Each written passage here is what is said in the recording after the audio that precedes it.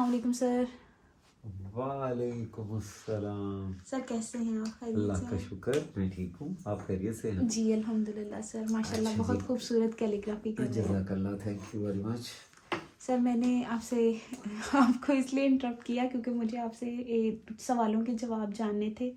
मैं चाहती हूँ कि ये चीज़ स्टूडेंट्स को ज़रूर पता चले और जितना मैं एक्सप्लेन कर सकती हूँ मैसेजेस के थ्रू जो मुझसे पूछते हैं उनको तो ज़रूर बताती हूँ, आप भी डेफिनेटली बताते होंगे। लेकिन मुझे लगता है कि ये चीज़ ना काफ़ी कॉमन है, ये इशू काफ़ी कॉमन है स्टूडेंट्स का और इसका उनको पता होना चाहिए कि क्या रीज़न है और इसे हम कैसे सॉल्व कर सकते हैं। आपकी इजाज़त हो तो मैं सवाल पूछूँ? हाँ वैसे जी, तो मैंने आप पहले इजाज़त नहीं सवाल ली। नहीं नहीं, आप पहले कभी भी इजाज़त की आपको ऐसी ज़रूरत महसूस नहीं हुई। जी सर। पहली पहली बात तो ये है कि सवाल आपका जो है वो बिल्कुल अगर स्टूडेंट से रिलेट है या आपसे भी, जी तो सर। बिल्कुल आप वो पूछें। जी सर और शुक्रिया। जो किसी की हेल्प होती है ना, जी सर। वो तो बहुत ज़रूरी है कि आप उसको तो ज़रूर, क्योंकि हमारे चैनल पे तो माशाल्लाह अल्हम्दुलिल्लाह। हर तरह की आपको सहूलत मिलती है। इवन किसी भी तरह, यानी किसी किस्म की कोई आपको रुकावट नहीं रह जाती। हर अल्हम्दुलिल्लाह। चीज़ हमने बताई है और अल्लाह अल्हम्दुलिल्लाह ताला आपको लोग अब इसका उसी से बेहतरीन सुन सिला के देंगे अपने चैनल पे बता देते हैं। तो बड़ी माशाल्लाह। ये खुशी सिलसिला होती ऐसे है, मुझे जारी पता रहेगा। होता है कौन क्या बोल रहा होता है ना। बिल्कुल तो बिल्कुल, अल्लाह ताला ये सिलसिले ऐसे ही जारी रखे, ये अभी शजर सब ऐसे ही बढ़ता रहे इंशाल्लाह। आप और अल्लाह ताला इसके बदले आपको दोनों जहान में बेहतरीन सिले से नवाजें इंशाल्लाह। अल्लाह आमीन सबको। आमीन। आप सर मेरा सवाल ये था कि आप माशाल्लाह मार्कर से कैलीग्राफी कर रहे हैं और जो सरफेस है जिस पे आप कैलीग्राफी कर रहे हैं ये गोल्डन लीफ से बनी हुई है। जी सर आपकी कैलीग्राफी तो स्मूथ है ही है, जी जी। उसमें तो माशाल्लाह डाउट ही कोई नहीं है, मार्कर बड़ा ज़बरदस्त चल रहा है। सर मार्कर फीका क्यों नहीं पड़ रहा? हमारे स्टूडेंट्स को सबसे ज़्यादा जो इशू आता है वो यही है कि मार्कर लिखने के बाद फीका हो जाता है, अच्छा, तो इसका क्या रीज़न है सर? मैं आपको बताता हूँ। समटाइम इसकी दो तीन वजूहत होती हैं, जी सर। और अगर आप कहें तो मैं इसको आपको आपसे शेयर करूं कि क्या क्या सर रीज़न। सारी शेयर करेंगे, मैं आप समझ लें कि मेरी आज की जो वीडियो होगी वो प्रॉपरली इसी चीज़ से रिलेटेड होगी कि कितने इसके जो हैं वो रीजंस हैं, उनके क्या सॉल्यूशंस हैं और किन किन चीज़ों से बचना चाहिए, क्या करना चाहिए क्या नहीं, सब आप आज सर इस राज से पर्दा हटा अच्छा दें। अच्छा, सबसे पहला रीज़न होता है कि आपका जो होता है ना, अच्छा मेरे मुंह से निकलने लगा था मोबाइल। अच्छा, आपका मोबाइल। आपका जो मार्कर होता है ना, यस सर। उसकी जो कॉटरेज होती है जी ना, सर। ये देखिए, ये इसको बोलते हैं कॉटरेज। जी सर। ये जी सर। ये हीट में, गर्मी में, ज़्यादा टेम्परेचर में इसकी इंक जो है वो ड्राई हो जाती है। ड्राई हो जाती बिल्कुल, थिनर तो, है तो evaporate जी, हो जाता चूँकि ये थिनर होता है जी, वो बड़ा सेंसिटिव मीडियम होता है, बहुत जल्दी हवा में मौलिक हो जाता है। है। बिल्कुल, नो तो डाउट आप सर। अगर ये देखें, अभी हमने ये फ्रेश मार्कर निकाला है और ये ना काफ़ी हद तक ड्राई हुआ हुआ है। बिल्कुल सर। तो जब ये ऐसा इशू होता है ना, तो उसका तरीक़ाकार क्या होता है? जी sir. Store in cool and dry place. जी पहले बिल्कुल सर, ये तो यानी इंस्ट्रक्शंस कूल लिखी से होती मुराद हैं। फ्रिज से नहीं रखना। तो सही। यानी इसको ऐसी जगह पे रखें कि जहाँ जहाँ डायरेक्ट सनलाइट ना हो। सनलाइट ना हो, हीट ना हो।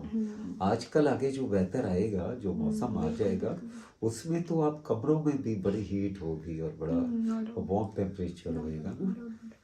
तो उसका तरीक़ाकार ये होता है कि आप इसको किसी ऐसे कमरे में रख दें जहाँ पे नॉर्मल टेम्परेचर से कम हो, ठीक है। और हमेशा अपना मार्कर यूं रखें, वेरी गुड। यानी उसकी जो बिट वाली साइड है ना, जिसे हम निब बोलते हैं, ये वाली साइड हमेशा नीचे की तरफ रहनी चाहिए। इसको वेरी गुड। आप ऐसे रखेंगे। जब आप इसे यूं रखते हैं, हमारे स्टूडेंट मार्कर को या यूं रख देते हैं या लिटा देते हैं। लिटा देते हैं 2 दफ़ा, जी सर। 1 दफ़ा पहले भी आ चुका जी। है। तो कोई नहीं। विशेष जनाब, या यूं रख देते हैं या यूं। ये दोनों तरीके मार्कर के लिए, ख़ास तौर से परमानेंट मार्कर, किसी भी वो मार्कर जो जिसमें आप यानी इंक जो है ना, जी सर। उसकी कार्ट्रेज होती है, चाहे वो सिल्वर, गोल्डन, वाइट या परमानेंट मार्कर हो। उसका तरीकाकार ये होता है कि ये जो कार्ट्रेज में सारी इंक होती है वो इसमें आ जाती है, इसकी निब में आ जाती है। बिल्कुल सर। आप इसे जब भी चलाएंगे बहुत अच्छा आपको रिजल्ट मिलेगा। इंशाल्लाह। तो पहला तो ये है इसका रीज़न, रीजन ये होगा समझ सही आता तरह है। से ना चलने का। दूसरा रीज़न ये होता है कि जब आप लीफ अप्लाई कर देते हैं ना, जी सर। तो उसके बाद आप उसे ड्राई होने के बाद साफ करते हैं और उस पर राइटिंग शुरू कर देते हैं। बिल्कुल सर। अब होता क्या है, राइटिंग करने से पहले आपको लीफ को प्रोटेक्ट करना होता है, और वो करना होता है अपने लेकर के साथ। जी सर। मेरे पास यहाँ पर सर मैं देती ये लेकर पड़ा हुआ है। हूँ। जी सर। इसके साथ आप इसे प्रोटेक्ट करते हैं। जी सर। प्रोटेक्ट इसलिए करते हैं कि ये अगर आप इस पे डायरेक्ट लिख देते हैं ना बगैर प्रोटेक्शन के, तो इस पे हल्का हल्का सा कार्बन होता है। कार्बन से मुराद ये कि हाथ आपका काला करता है Definitely, सिल्वर लीफ बिल्कुल, में बिल्कुल। और गोल्डन लीफ में। जी जी जी। वो जो इसका कार्बन होता है ना, वो इसकी निब पे या बिट पे बिल्कुल, बिल्कुल। चिपक जाता है, जिसकी वजह से आपका मार्कर भी खत्म हो जाता है ओह। और आपका लीफ भी काम नहीं करता। अब आपने सबसे पहले करना क्या है, जो तो मार्कर आपका जिस पे ये चिपक गई है उसकी कार्बन आ गया है, जी सर। उसको आप थोड़ा सा रिफिल डाल के, जी सर। इंक डाल के जी सर। थोड़ी देर टिश्यू के साथ इसे साफ सर करेंगे। इंक का भी बता दें कौन सी वो इंक? मैं बताता हूँ। जी साफ करेंगे, साफ करके आप इसे दोबारा से लिखने से पहले लीफ पर लेकर अप्लाई करेंगे। और ये डिपेंड करता है कितना करेक्टर है इसका ना, यानी हमारे पास जो इसका करेक्टर है वो अगर आप देखें तो तकरीबन 15 इंचेस है। जी सर। इसका मतलब इस पे आप 2 कोट कर लें। जी सर। पहले कोट में जो इसको शेक करके अच्छी तरह इस डिस्टेंस से आपने लगाना है, I was यानी thinking कि 12 आप इंच, लगा देंगे। 12 इंच की डिस्टेंस जी से। सर। ये लगाने के बाद आप 2 घंटे बाद या 1 घंटे बाद, जी सर। अगर अच्छी क्वालिटी का लेकर है तो 1 घंटे के बाद आप इसको दोबारा से रिपीट एक करें। हल्का सा लेयर और लगा दें, और उसके बाद जनाब आप अल्लाह का कलाम और अल्लाह का नाम लेके इस पे राइटिंग शुरू कर दें। अच्छा। अभी आपने पूछा कि रीफिल क्या है। बिल्कुल sir. Refill is the refill and And the refill is and the refill is सही। जी सर। अच्छा जी, ये है इसकी रिफिल। आप ये देख रहे हैं, ये इस पे $1 लिखा हुआ है। जी सर। अब होता क्या है, ये देखिए, ये इसकी कॉर्ट्रेज आ गई, ये इसकी रिफिल है। ये बुक शॉप से नॉर्मली आराम से मिल जाती है, बिल्कुल। बड़े छोटे तमाम शहरों जी से। सर। और आप सर ये इसको- परमानेंट ही है, जी इसमें इंक permanent है। परमानेंट। इसको थोड़ा सा आप मिक्स करते हैं, जी सर। और ये देखिए, ये ड्रॉप्स आप इसमें, वेरी गुड। ठीक है, ये इसमें इन कर देते हैं। इसका सबसे पहला फायदा ये होता है कि अगर आपका मार्कर ड्राई भी हो गया जी सर। तो भी बहुत दोबारा चल जाता है। फ्रेश हो जाएगा, बिल्कुल फ्रेश हो जाएगा। इसका पहला ये फायदा है। और सर दूसरा ये समटाइम्स फायदा- स्टूडेंट्स कहते हैं कि ऐसा भी होता है, सॉरी आप दूसरा फायदा बता रहे थे, पहले आप बता दें। दूसरा फायदा ये होता है कि जब आपको ब्राउन मार्कर बनाना होता है ना, जब आपको मार्कर ब्राउन करना है, जी तो सर। फिर आप रेड में ब्लैक रिफिल डालेंगे। जी सर। ब्लैक में रेड नहीं डालेंगे, क्योंकि तुसी 400 पा रहे होगे तो ब्लैक नहीं, उसकी वो इतना ताकतवर कलर होता है कि वो रेड को ऑब्जर्व कर लेता है। लेता है, absorb कर लेता है सारा। ठीक है, लिहाजा आपने रेड में 15 से 20 ड्रॉप्स वो ब्लैक इंक के डालने हैं। डालने, उसके बाद आपने इसको यहाँ से ओपन करना है, और यहाँ से आपने टिश्यू के साथ अच्छा सर, आप लिख भी ब्राउन मार्कर पकड़ से रहे रहे हैं। हैं? हाँ जी, रेडिश ब्राउन है अभी, ये डिमांड है। पकड़ के रखना है, एक टाइम आता है इंक कैसी आ जाती है। मरून। हाँ, ये पहले रेड निकलता है जो यहाँ पे मौजूद होता है, वो चलता रहता है। एक टाइम आता है यहाँ से इंक नीचे की तरफ आ रही होती है, फिर ये ब्राउन हो जाता है। इसके अलावा अगला जो इसका प्रोसेस होता है, जब आप ब्राउन मार्कर से लिखते हैं, बाज़ औक़ात ऐसा होता है कि वो ज़्यादा ब्लैकिश ब्राउन हो जाता है। फ़ौरन से पहले आप ये रेड रिफिल इसको दोबारा इसमें चंद ड्रॉप्स डालिए, थोड़ा सा लिखेंगे तो दोबारा से फिर आपकी डिमांड के मुताबिक रेडिश ब्राउन कलर आ जाएगा। Very good. तो ये है इसके पीछे जो एक स्टोरी है। जी सर। स्टोरी कुछ भी नहीं है, कुछ भी हाइड नहीं रखना चाहिए, सबको बताना चाहिए, सबको पता होना चाहिए, चाहे कोई यहाँ से देख के आगे किसी को बताए या जो कुछ भी हो। इसका तरीकाकार बहुत सादा है, आप जज़ाकल्लाह सर। प्रोटेक्ट कर लिया करें। जी सर। और बाज़ लोग क्या करते हैं, वार्निश लगा देते हैं गोल्ड पे या सिल्वर पे। सिल्वर पे और गोल्ड पे बहुत ज़रूरी होता है कि आप लैकर स्प्रे करें, वार्निश नहीं करनी आपकी।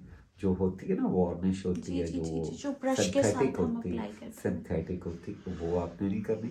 इस पर आपने स्प्रे लेकर करना है, और वो लेकर करना है जो रैपिडली खुश्क होता है। स्प्रे नहीं करना आपने उसका, सॉरी वार्निश नहीं करनी, ठीक है। बिल्कुल अब सर। चूंकि मेरा आई कांटेक्ट जो है वो ज़्यादा आपकी तरफ है, तो बार बार मैं कैमरा से वो जो लेंसेज से हट के आपकी तरफ देखता हूँ। एनीवे, जी सर। आपको समझ आ गई मेरी बिल्कुल बात सर, की? एक सवाल रह गया मेरा। जी सर अभी भी स्टिल ऐसा है, ये जो आपने वार्निश वाली बात की, ये बड़ा आपने एक वैलिड पॉइंट रेज किया है, क्योंकि स्टूडेंट्स ऐसा ही करते हैं, उनको नहीं पता होता कि लेकर क्या है, तो वो वार्निश अप्लाई करके तो फिर ऊपर मार्कर से लिख रहे होते हैं, और वो मार्कर डेफिनेटली वार्निश पे नहीं चलेगा, वो इतनी ग्लॉसी हो जाती है। आपका सवाल मैं समझ गया था।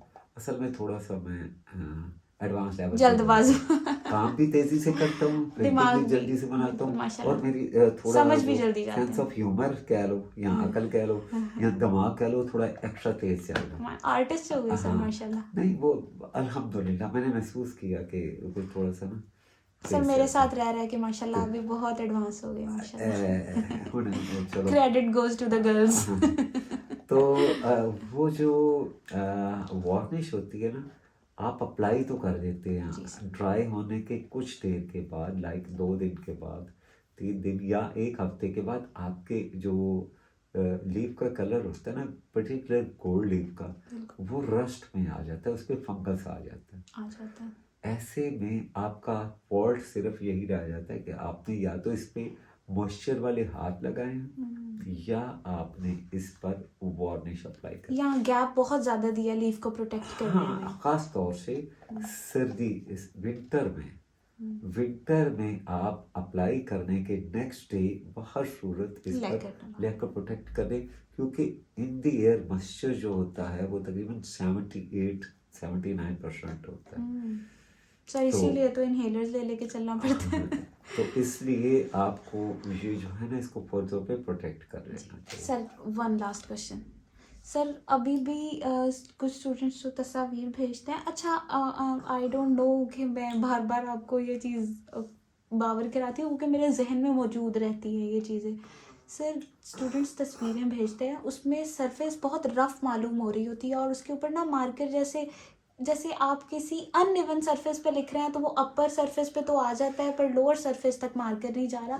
उसका भी थोड़ा सा बता दें, क्या लेना देना है मार्कर का, लीफ का, या क्या है उसका सारा? देखिए, ये मैंने हमेशा एक बात कही है कि आपको मैराथन के लिए या जॉगिंग के लिए या फास्ट बॉलिंग के लिए जी सर। आपको बड़ा इवन जॉगिंग ट्रैक चाहिए होता है। बिल्कुल सर। और अगर आप क्रिकेट खेल रहे हैं तो इवन ग्राउंड चाहिए होती है। बिल्कुल सर। इसी तरह जब आप कैलीग्राफी या पेंटिंग बना रहे होते हैं, तो उसकी सरफेस आपको इतनी स्पोर्टिव चाहिए होती है कि जब आप उस पर ब्रश से या चौक से या इवन मार्कर से लिख रहे हैं, तो आप ज़रा देखिए,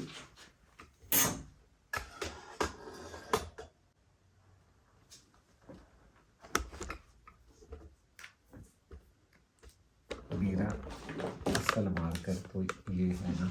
जी सर। अच्छा जी, इसका ये फायदा होता है,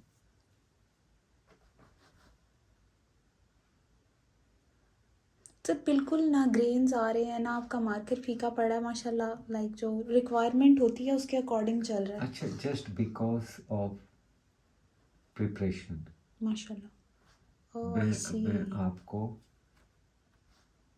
सर अभी लिखा आप बताता हूँ। आयतुल कुर्सी रहे हैं, जी जी, और ये फॉन्ट ये दीवानी ज़बरदस्त, माशाल्लाह माशाल्लाह माशाल्लाह।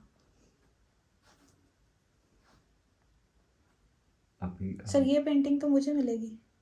नहीं, ये तो मेरी ऑर्डर की पेंटिंग है। ये रोमानिया जानी यूरोप में। इंशाल्लाह। ये माशाल्लाह मेरे कस्टमर हैं ऑनलाइन, उनने मुझसे बाई की है। माशाल्लाह। और ये 5 पेंटिंग है इनकी। एक और भी है अभी पीछे पड़ी हुई, सर वो भी देखेंगे हम? दिखा देते हैं उसका। अच्छा वो कुछ जो थी ना आर्टिस्टिक सी पेंटिंग है। जी सर।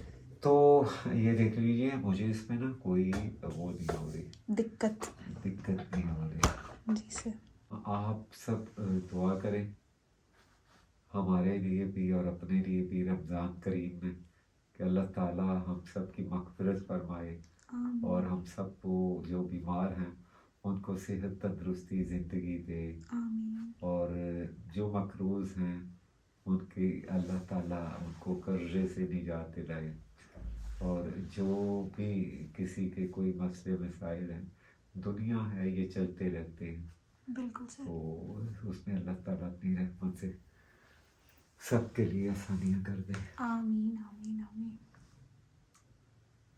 तो बाकी ये है कि कोशिश मेरी हमेशा यही रही है जी कि सर। मैं आप सबके साथ जो है ना अच्छे तरीके से आपको सही तरह से जो चीज़ आपको चाहिए होती है, जी सर। वही जो काम जो आपके लिए रिक्वायर्ड होता है, आपके जहन में होता है, मैं वही कर रहा होता हूँ। बिल्कुल सर। तो फिर भी अगर कहीं पे मुझे आपको समझाने में कोई अगर वो कोताही हो जाती है, आपके पास मेरा नंबर भी होता है। और कि कोई किसी किस्म का आपसे आर्ट का कोई भी सवाल हो, आप कमेंट सेक्शन में आइए, व्हाट्सएप पे आइए, इंस्टा पे आप मुझे फॉलो कर लीजिए। तो आपको टिकटॉक पे भी आजकल मैं तो नहीं हूँ, यही है। अच्छा सर की अच्छा ऑब्सेशन इनसे सिर्फ इनसे टिकटॉक से इंस्टा से हुई है, हाँ, और किसी से सर को कुछ लेना देना नहीं है, बस हाँ, इंस्टा के और फॉलोअर्स सर को सही हाँ चाहिए। वो ज़रा हालांकि उनका, टिकटॉक के सबसे ज्यादा है, उससे कोई लेना देना नहीं है, हाँ परवाह ही नहीं है। जी जी। और माशाल्लाह। मैं इससे भी कह रहा था कि आजकल ना रबिया की कुछ हेल्थ इश्यूज हैं, बल्कि अच्छे खासे हैं। तो आप सबसे मेरी हम्बल रिक्वेस्ट है, क्योंकि ये हमारे चैनल का रूह रवां है, अल्लाह ताला इन सब को और आप सबको सेहत तंदुरुस्ती ज़िंदगी दे, आमीन आमीन और अल्लाह ताला शिफा दे तमाम बीमारों को आमीन। रमज़ान में, और रमज़ान के बाद भी तमाम ज़िंदगी अल्लाह ताला शिफा वाली और सेहत वाली तंदुरुस्ती वाली ज़िंदगी दे। आमीन तो आप इनके लिए खुसूसी दुआ कीजिएगा। मैं अल्लाह ताला से दुआ करता हूँ कि अल्लाह करीम आप सबकी हिफाजत फरमाए, आपकी आमीन तमाम फ़र्ज़ी और नफ़ली इबादत को अपनी बारगाह में कबूल फरमाए, और आपके दिली आसानियाँ करे, और आप भी आसानियाँ बाँटे, और अल्लाह ताला से ये दुआ करें कि अल्लाह ताला हमारे वक्त अज़ीज़ को हमेशा अपनी हिफाजत में रखे। आमीन। अस्सलामु अलैकुम वरहमतुल्लाहि वबरकातुहू।